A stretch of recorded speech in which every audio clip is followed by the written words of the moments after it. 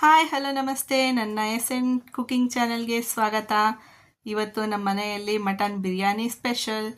ಏನಪ್ಪ ಇವತ್ತು ಅಂದರೆ ಯುಗಾದಿ ಹಬ್ಬದ ಮಾರನೇ ದಿನ ವರ್ಷದಡ್ಕು ಅಂತ ಎಲ್ಲರ ಮನೇಲೂ ಇವತ್ತು ಸಂಭ್ರಮ. ಅದೇ ರೀತಿ ನಮ್ಮ ಮನೇಲೂ ಕೂಡ ಇವತ್ತು ಬಿರಿಯಾನಿ ಸ್ಪೆಷಲು. ನೋಡ್ತಾ ಇರ್ಬೋದು, ಅದಕ್ಕೆ ಮಸಾಲೆಗೆ ಬೇಕಾಗಿರುವಂಥ ಪದಾರ್ಥಗಳನ್ನ ಬೆಳ್ಳುಳ್ಳಿ, ಶುಂಠಿ, ಚಕ್ಕೆ ಲವಂಗದ ಪುಡಿ, ಕೊತ್ತಂಬರಿ ಸೊಪ್ಪು ಎಲ್ಲನೂ ಹಾಕಿ ನುಣ್ಣಗೆ ರುಬ್ಕೋಬೇಕು. ನಮ್ಮ ಮನೇಲಿ ಜಾಸ್ತಿ ಮಸಾಲೆ ಇಷ್ಟಪಡಲ್ಲ, ಸಿಂಪಲ್ಲಾಗಿ ಕ್ವಿಕ್ಕಾಗಿ ಮಾಡೋವಂತಹ ಬಿರಿಯಾನಿ ಇದು. ನಂತರ ಒಂದು ಪಾತ್ರೆಗೆ ಎಣ್ಣೆ ಹಾಕ್ಕೊಂಡು ಆ ಎಣ್ಣೆಗೆ ನಾವು ತೊಳೆದು ಇಟ್ಕೊಂಡಿರೋವಂತಹ ಮಟನ್ನ ಹಾಕಿ ಚೆನ್ನಾಗಿ ಫ್ರೈ ಮಾಡಬೇಕು. ಚೆನ್ನಾಗಿ ಫ್ರೈ ಮಾಡಿದ್ಮೇಲೆ ಅದಕ್ಕೆ ತಕ್ಕಷ್ಟು ಉಪ್ಪು ಮತ್ತು ನೀರನ್ನು ಹಾಕಿ 2 ವಿಜಿಲ್ ಕೂಗಿಸಿದ್ರೆ ಸಾಕು. ಯಾಕಂದರೆ ನಾವು ತಂದಿದ್ದು ತುಂಬ ಎಳೆ ಮರಿ, ಅದರಿಂದ ತುಂಬ ಚೆನ್ನಾಗಿ ಸಾಫ್ಟಾಗಿದ್ದರಿಂದ ನಾವು ಬರೀ 2 ವಿಜಿಲ್ ಮಾಡಿಕೊಂಡ್ವಿ. ನೋಡ್ತಾ ಇರ್ಬೋದು ಎಣ್ಣೆಯಲ್ಲಿ ಎಷ್ಟು ಚೆನ್ನಾಗಿ ಫ್ರೈ ಆಗಿದೆ ಅಂತ. ನಂತರ ಅದನ್ನು ನೀರು ಹಾಕಿ ಮುಚ್ಚಿಡಬೇಕು. 2 ವಿಜಿಲ್ ಕೂಗಿಸ್ಕೊಂಡ್ರೆ ಸಾಕು. ನಾವು ಮನೇಲಿ ತಂದಿರೋದು ಮಟನ್ನು, ಅದು ಮೇಕೆ, ಅದು ಸೂಪರಾಗಿತ್ತು ಮಾತ್ರ. ಮತ್ತೊಂದು ಪಾತ್ರೆಯಲ್ಲಿ ಎಣ್ಣೆನ ಹಾಕ್ಕೋಬೇಕು. ಎಣ್ಣೆ ಹಾಕ್ಕೊಂಡು ಅದಕ್ಕೆ ಈರುಳ್ಳಿ ಹಾಕಿ ಕೆಂಪುಗಾಗೋವರೆಗೂ ಚೆನ್ನಾಗಿ ಫ್ರೈ ಮಾಡ್ಕೋಬೇಕು.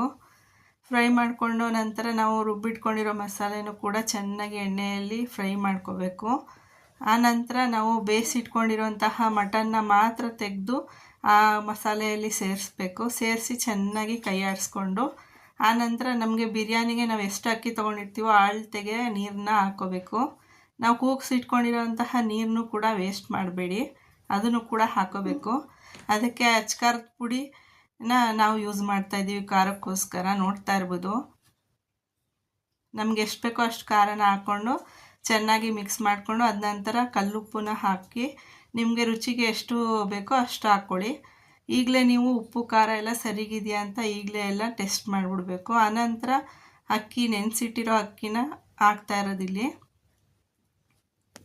ನೆನೆಸಿಟ್ಟಿರೋ ಅಕ್ಕಿನ ಹಾಕ್ಕೊಂಡು ನಂತರ ಅದಕ್ಕೆ ಸಾಕಷ್ಟು ಉಪ್ಪನ್ನು ಸೇರಿಸ್ಕೊಂಡು ಚೆನ್ನಾಗಿ ಕುದಿ ಬಂದಮೇಲೆ ಅದರ ಕುಕ್ಕರ್ನ ಮುಚ್ಚಿ ನಿಮಗೆ ನಿಮ್ಮ ಮನೆಯಲ್ಲಿ ಎಷ್ಟು ವಿಜಿಲ್ ಕೂಗ್ಸೋಕ್ಕೆ ನಿಮ್ಗೆ ಅಭ್ಯಾಸ ಇರುತ್ತೋ ಅಷ್ಟು ವಿಜಿಲ್ನ ನೀವು ಕೂಗಿಸ್ಕೊಳ್ಳಿ. ಯಾಕಂದರೆ ಒಂದೊಂದು ಅಕ್ಕಿ ಒಂದೊಂದು ರೀತಿಯಲ್ಲಿ ಬೇಯುತ್ತೆ. ನಾವು ಇಲ್ಲಿ 3 ವಿಜಿಲ್ ಕೂಗಿಸ್ಕೊಂಡ್ವಿ. ನೋಡ್ತಾ ಇರ್ಬೋದು, ಚೆನ್ನಾಗಿ ಮಿಕ್ಸ್ ಮಾಡಿ ರುಚಿ ನೋಡಿ ಕುಕ್ಕರ್ನ ಕ್ಲೋಸ್ ಮಾಡ್ತಾಯಿದ್ದೀವಿ. ನಂತರ ಅದನ್ನು ವಿಜಿಲ್ ಕೂಗ್ಸಾಗಿ ಕೂಲ್ ಆದಮೇಲೆ ನಿಂಬೆಹಣ್ಣ ರಸನ ಹಾಕಬೇಕು. ಆವಾಗ ರುಚಿ ಇನ್ನೂ ಜಾಸ್ತಿ ಆಗುತ್ತೆ. ಕೆಲವರು ತುಪ್ಪ ಕೂಡ ಹಾಕ್ತಾರೆ. ನಮ್ಮ ಮನೇಲಿ ತುಪ್ಪ ಇಷ್ಟಪಡಲ್ಲ ಅಂತ ತುಪ್ಪ ಹಾಕಲಿಲ್ಲ. ನೋಡ್ತಾ ಇರ್ಬೋದು ಎಷ್ಟು ಚೆನ್ನಾಗಿದೆ ಅಂತ. ಆರೋಮ ಅಂತೂ ತುಂಬ ಬೊಂಬಾಟಾಗಿತ್ತು. ನೋಡ್ತಾ ಇರ್ಬೋದು, ಲಾಸ್ಟಲ್ಲಿ ನಿಂಬೆಹಣ್ಣು ರಸ ಹಾಕೋದ್ರಿಂದ ತುಂಬ ಚೆನ್ನಾಗಿರುತ್ತೆ.